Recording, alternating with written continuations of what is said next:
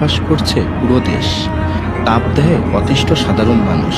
তবে এরই মধ্যে রাজধানীতে দেখা গেল এক হৃদয় ছোঁয়া আবার কিছুটা বেদনাদায়ক দৃশ্য। রাজধানীর চিনমৈত্রী সম্মেলন কেন্দ্রের সামনে রোদের মধ্যে বসে থাকা এক বৃদ্ধ দুহাত তুলে মহান আল্লাহর কাছে চাইছেন খাবার আর সামান্য কিছু অর্থ।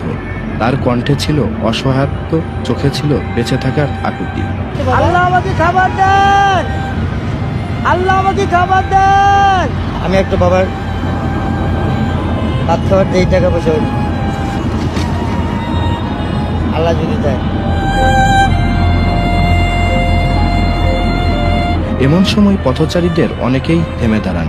কেউ দেন কিছু টাকা, কেউ সহানুভূতির হাত বাড়িয়ে দেন।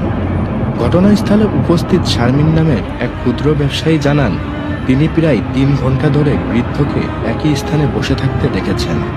3 ঘন্টা ধরে এই লোকটা রোদের ভিতরে বসে আছে। আমরা ওই পাশে দোকান করি, আমরা রোদে টিকতে পারতাছি না। আপনি কিভাবে রোদটার ভিতরে বসে আছে এটা বলেন?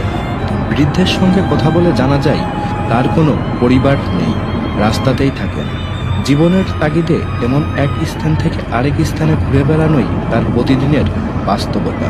বাবা নাই, মা নাই, ভাই নাই, বোন নাই, কেউ নেই। তবে কবরস্থানে তারে ঘুমাই, কোনো মসজিদে থাকি।